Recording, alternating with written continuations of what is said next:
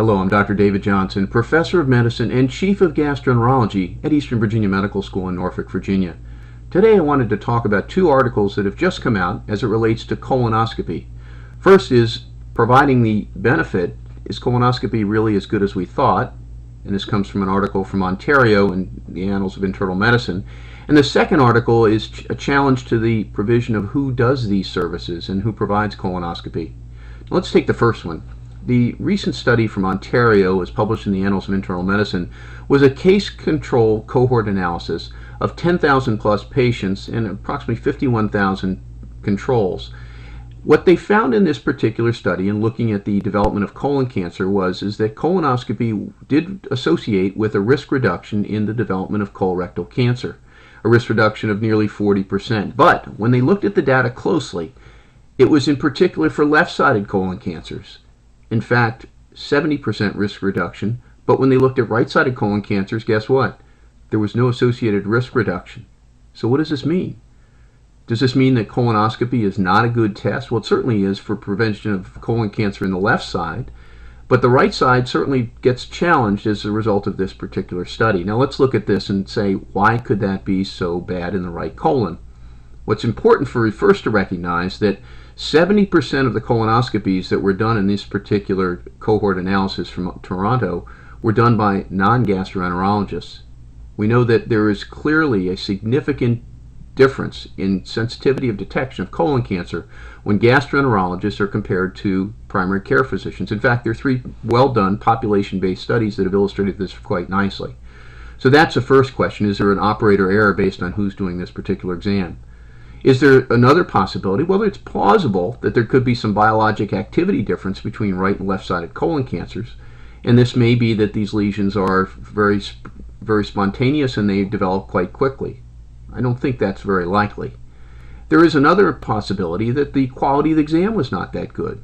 We do know that there is clearly an evidence of push for quality, maximizing adenoma detection, and if adenomas are detected and removed, cancer prevention. If exams are done by less qualified individuals, well, the prep may not be as good, and certainly the recognition of things that are behind haustral folds may be not quite as optimal as well. So there's a lot of challenge to this particular study, albeit very scientifically driven. Recognize that the majority of these cases were not done by gastroenterologists. Well, the controversy gets fueled even a little more by a study by Wilkins that was in the Annals of Family Medicine in the January-February issue. And this particular study looked at 12 studies, and they did a meta-analysis, or attempted to do that, and provided the documentation from this meta-analysis that primary care could do the exam as well as a gastroenterologist. The overall cecal intubation rate that was reported was about 89%. But when you look at this data closely, there are some very critical flaws that I think will totally devastate this study.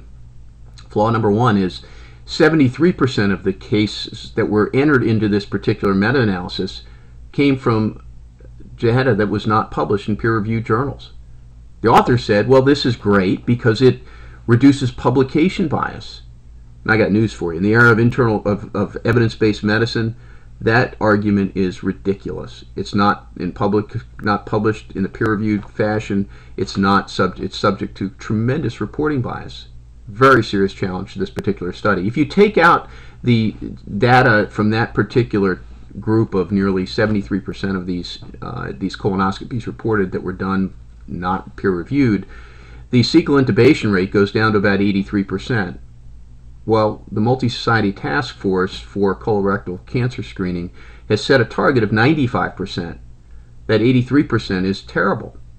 Nearly half of the people failed to reach the cecum greater than 90% of the time. That again is very, very subject to quality provisions.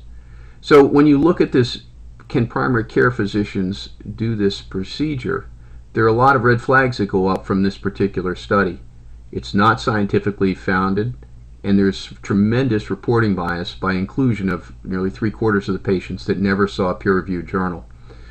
So I come back to this with a couple of disclaimers. First, is colonoscopy as good as we think? Well, it's good, and it's getting better, where emphasis is more on quality exams.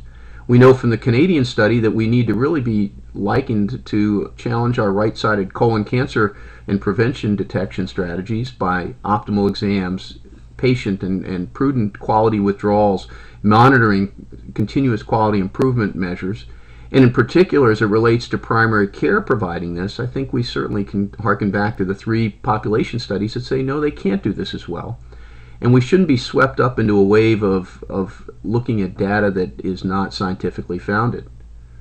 Well, I'll leave it to your best direction. Who do you want to do your exam when it's time to get your colon screened? This is Dr. David Johnson. I hope these comments have put some perspectives around these articles and these particular arguments that may be swirling in your own practice.